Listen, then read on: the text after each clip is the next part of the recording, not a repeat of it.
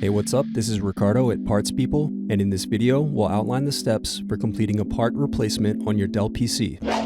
Visit our website and use this coupon for a 5% off discount.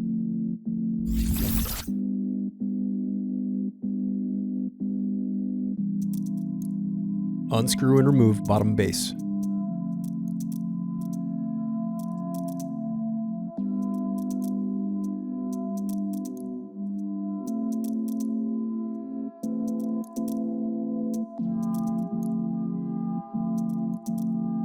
Then disconnect battery cable.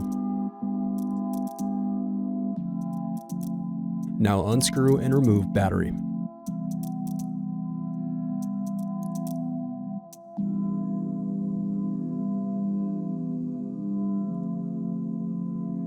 Then separate clips and remove memory.